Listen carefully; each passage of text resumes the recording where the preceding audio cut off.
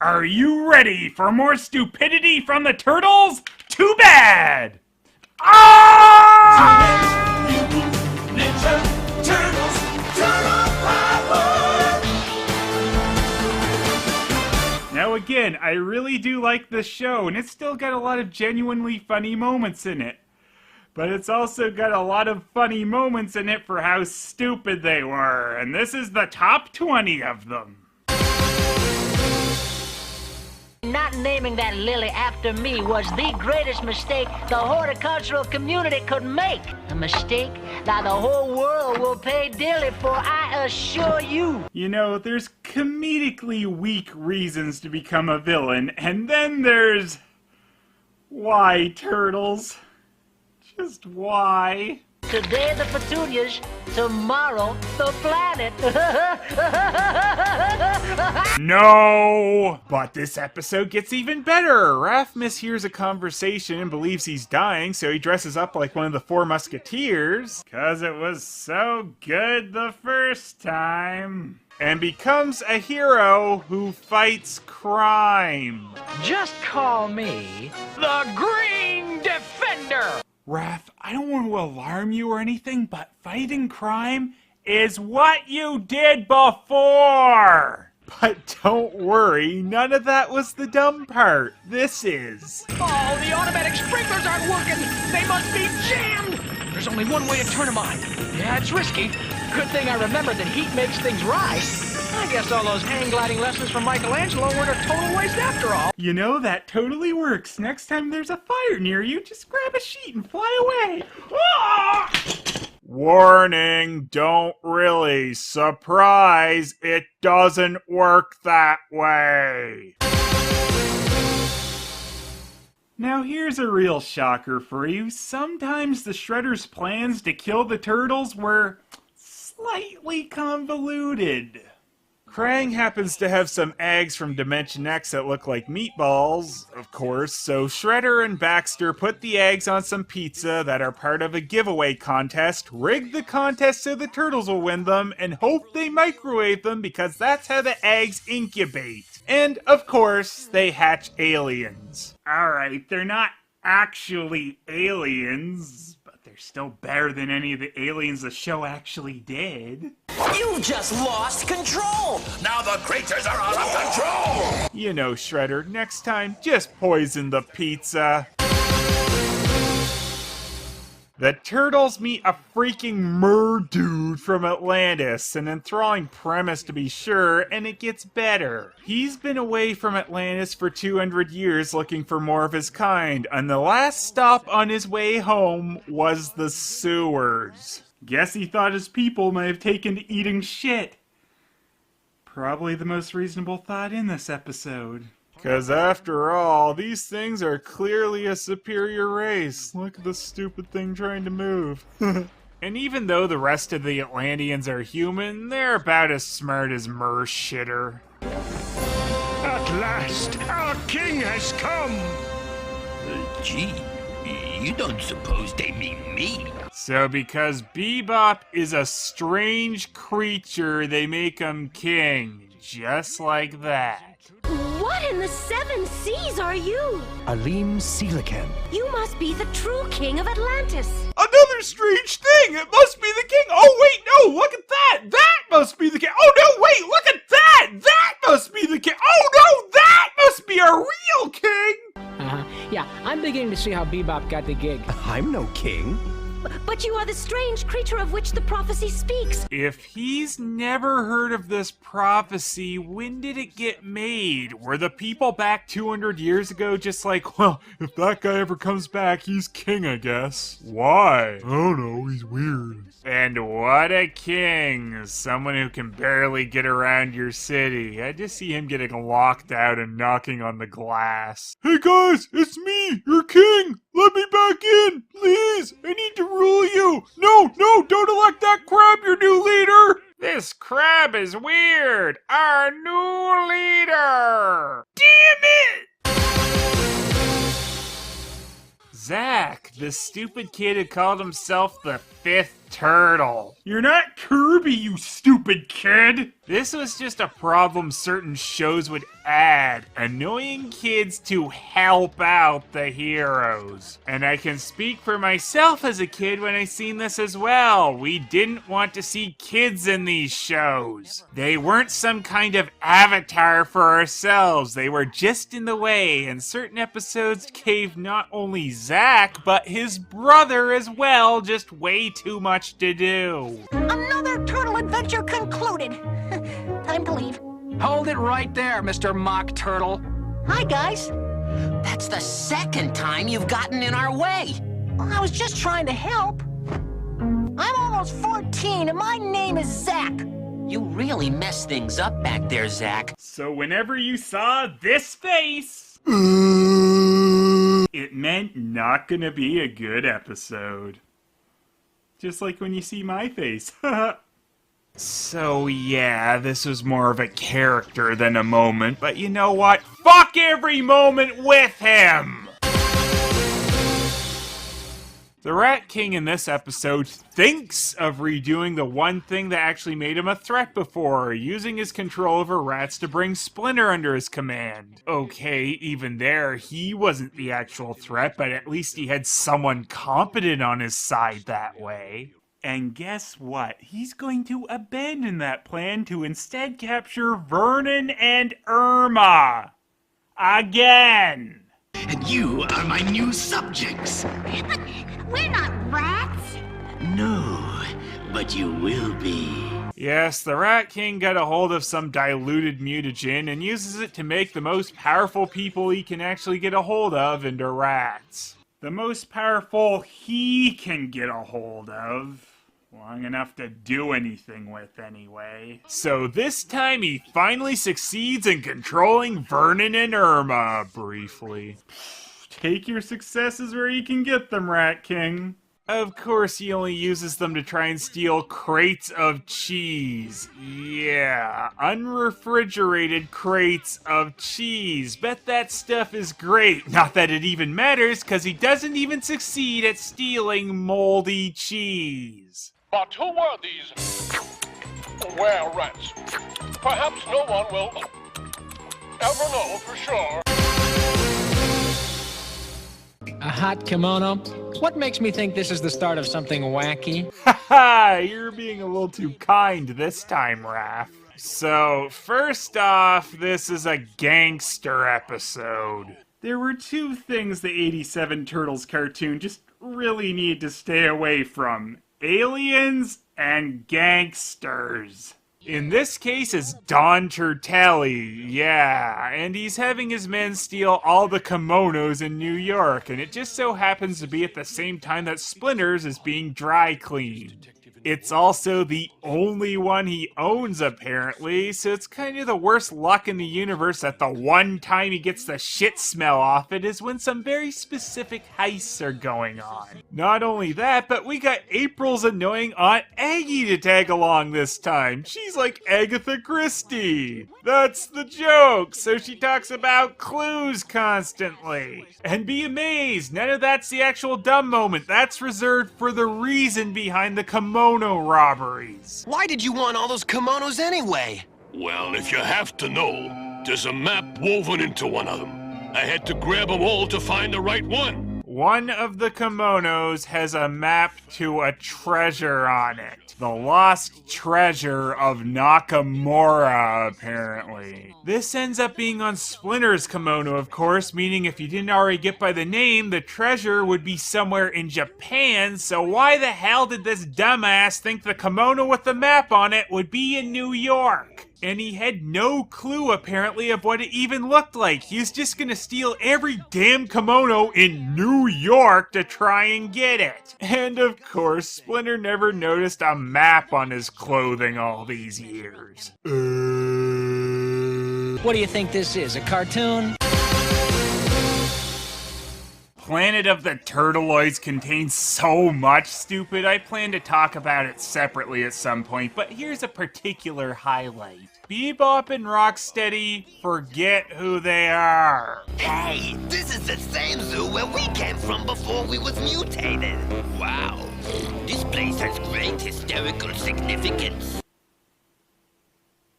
What? Bebop and Rocksteady were humans. They were in a gang before becoming Shredder's lackeys. This was referenced even just earlier this same season. How do you guys forget that? Apparently in the Archie TMNT comics, there's something about Bebop and Rocksteady having memories from the animals they got mutated from contact with. But that'd mean the turtles should all suddenly get Hamato Yoshi memories flooding through their heads. We are all Hamato Yoshi! Oh shit, I'm gonna go chew on the wall. Shredder has a rust beam. Of course, and naturally this means sending Bebop and Rocksteady to rust up the Eiffel Tower. He had a good reason. This is the last you'll ever see of this enchanted city, and perhaps any other city as well.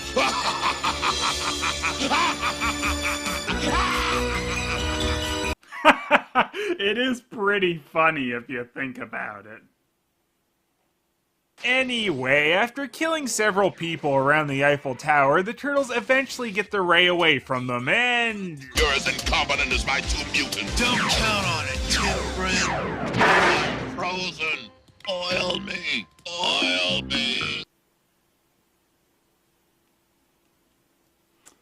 Not unless they rusted your internal organs as well, Shredder. Oh no, those pieces of metal on my costume that have nothing to do whatsoever with my movement are rusted. I can't move. Rat King teams up with gangsters, already set up to be a classic. Well, after covering the city with rats to create mass hysteria and make places easy to rob, the gangsters double-cross the Rat King. Take good care of him, partner. Partner, now that I've got him, who needs you? They double-cross the Rat King, with the city covered in rats. The things he can control. No, he does not use this to his advantage. The thought never even crosses his mind. Rat King, even with the obvious opportunity to take over handed to him, or even just get revenge, still fails. Did you think gravity was an issue for the Teenage Mutant Ninja Turtles? Well, not anymore. Okay, this is another example of forgetting what kind of cartoon you're in, and falling from extreme heights has always been a thing they've implied would mean death on multiple occasions, and then this happens.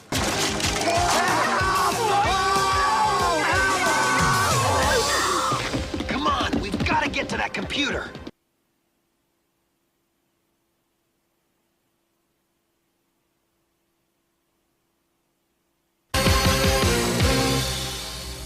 In the later Red Sky seasons of Ninja Turtles, they introduced a new villain, a stupid alien, Lord Drag. After I drain the mutagen from the turtles and absorb your mental energy, I shall transform myself into the most powerful and intelligent being in all the universe. Alright, so he drains Krang's mind, basically, so he'd have his brains. Yeah, Krang is a brain, alright, but that just means he'd have in his head his intellect and memories. Not this. You can't get away, Shredder. I possess Krang's memories as well as the turtles. So I know just how you think. What? What? It's not that dumb. Yes, it is! If Shredder hadn't have cut his cord, would he have popped out of Drag's forehead as well? And this is when they're trying to be more serious again. Good job. Okay, first part of this stupid moment. A child invents a solar magnet for a science fair, and it actually works. How did he get the materials to even build something that powerful if we even want to go with the extreme child genius to the max on this? Then again, he is Vernon's nephew. Oh, and of course, it starts destroying the Earth. We're stuck! Those aren't gunshots. This intense heat is popping all the corn. We've been receiving reports of intense heat damage from such faraway places as the Paris Wax Museum. Oh, they're getting warm, all right. So, you know, all life on Earth has just been destroyed if the sun has gotten close enough to do any of that. This is a moment that goes across several episodes. Shredder's complete unwillingness to remove his armor, and especially his face mask. And this wasn't always the case. He has done it a few times, but then suddenly is like, no, I must never take this off. Even when going in disguise, I'll just put a cloak on or something over my armor. Shredder, you're a human being. You can just wear different clothes to go somewhere in disguise. And guess what? It'd be more effective. But really, my favorite moment of this comes in Invasion of the Punk Frogs, where Shredder holographically projects an image of himself wearing different clothing over himself instead of changing clothes. Oh man, I've been wearing this same shirt for days. People are gonna start noticing. Ah, there. So much easier than changing. Shredder and Splinter have an accident and get their minds switched into each other's bodies, and once Shredder gains his bearings and realizes what's going on, this is his big plan. This is the second time today Master Splinter's made us do this. Do you turtles get the feeling that there's something not right about Master Splinter? Splinter would never make us do chores. It's gonna be Shredder. He doesn't use this opportunity to learn the location of the turtles' lair or even lure them into a trap or something. He uses it to make the turtles do chores. Wow, the place is really looking good. April O'Neil, what are you doing here? I just wanted to see how you were doing. Just fine. Now leave. The turtles have no time to chatter with the likes of you. I'll have this sewer sparkling more than Splinter ever could have imagined. The opening scene of this episode has the turtles trying out a cure on Michelangelo to try and stop their extra silly mutations from happening, but instead, we get this. Dudes, I feel kind of funny.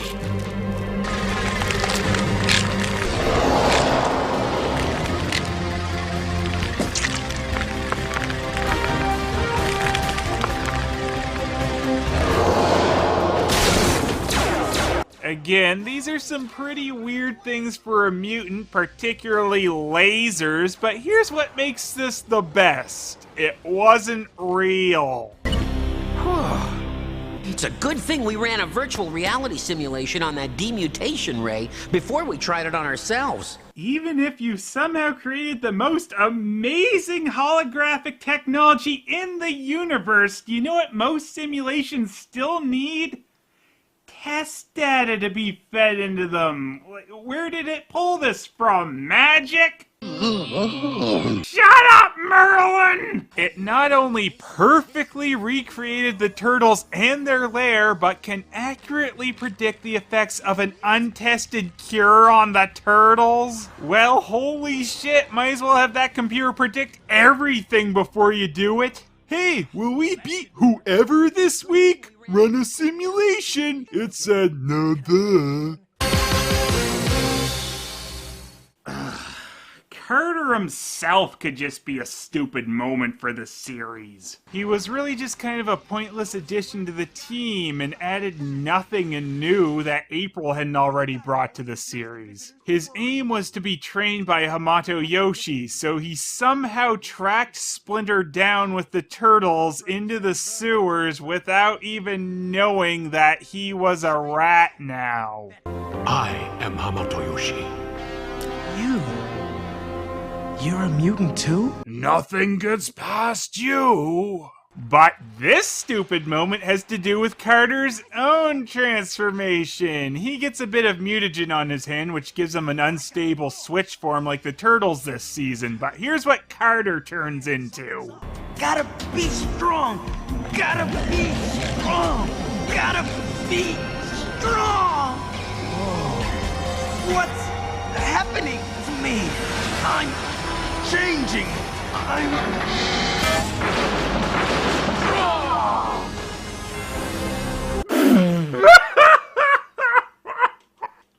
He looks like the cross between a rejected Mortal Kombat character and a fucking chicken!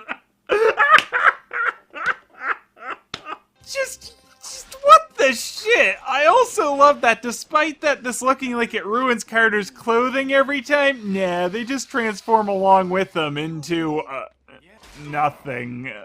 Clothing mutants, whatever.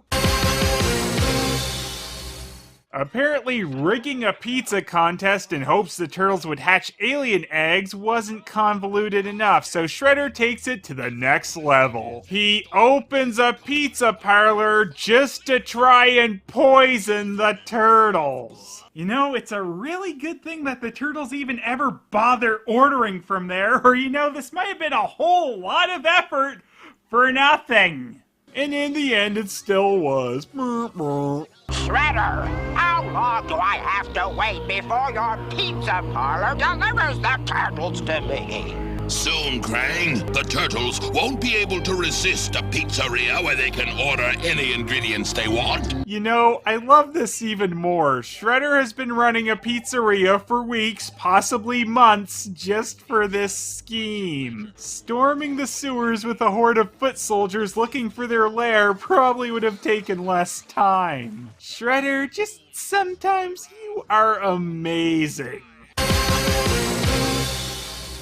So, from that same episode, the Rat King manages to out-pathetic Shredder running a pizza shop for months somehow with his grand scheme of stealing a pizza from the turtles.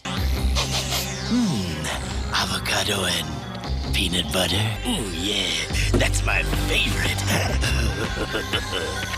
Aiming really high, aren't we, Rat King? Seriously, this is what this guy is reduced to trying to do just to gain a pathetic little victory in his life. You suck, Rat King. We've heard some dumb schemes from Shredder and the Rat King, but the giant brain somehow came up with the most asinine ones. They live in a sewer. That smell won't frighten them away. This potion isn't to frighten them, it's to make them fall in love! Krang, goddess of love! Guys, just poison them.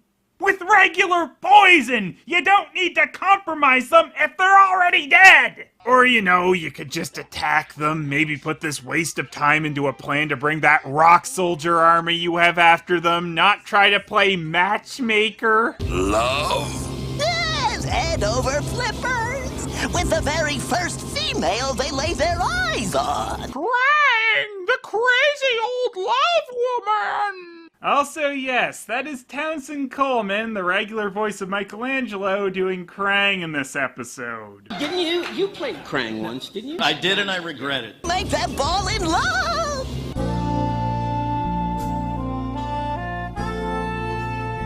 Make them fall in love!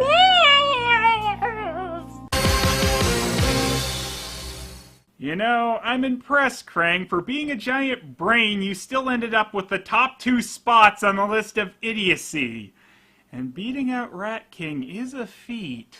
And here we go, the dumbest thing I seen in the whole of the 87 Teenage Mutant Ninja Turtles cartoon. In your opinion, not mine. Okay, boss.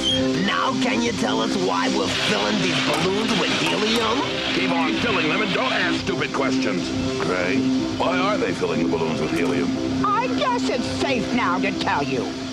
I've sent this same treasure map to the city's most notorious criminal ringleaders. It shows the location of a chest filled with stolen treasure, buried on a secret tropical island. What secret tropical island? The one my foot soldiers are building at this very moment.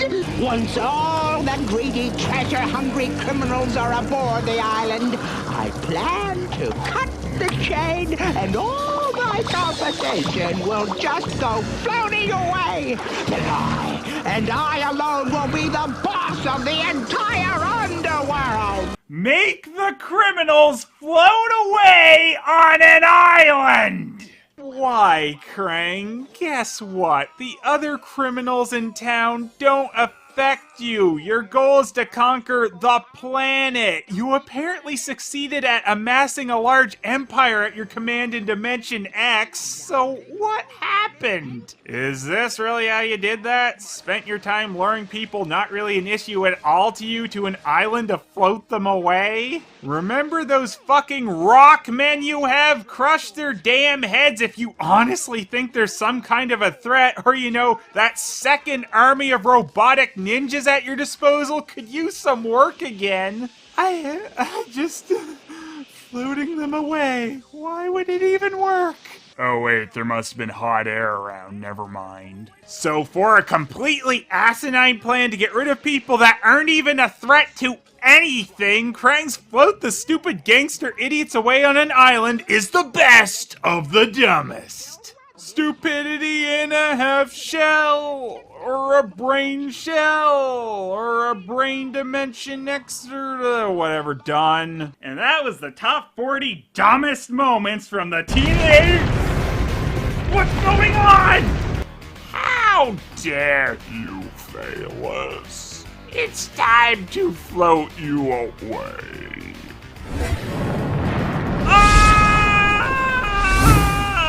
This is pretty dumb. Denn wir sind absolut gut. Wir zeigen euch, wo's lang geht. Wo wir sind, ist was los. Drüben in New York City sind die Turtles riesengroß. Wir sind da, die Hero Turtles. Schnallt euch an, wir gehen tierisch ran. Wir sind da, die Teenage Turtles. Ab jetzt die Nummer 1, denn wir sind absolut gut. Sind absolut gut. Hey dudes, why are we at the Ghostbusters firehouse? I don't know, I'm just wondering why Shredder's been behind us this whole time. I'm not worried about him, I'm more worried about that skull guy. Yes, because the skull guy is going to kill... there's no skull guy. What do you think this is, a cartoon?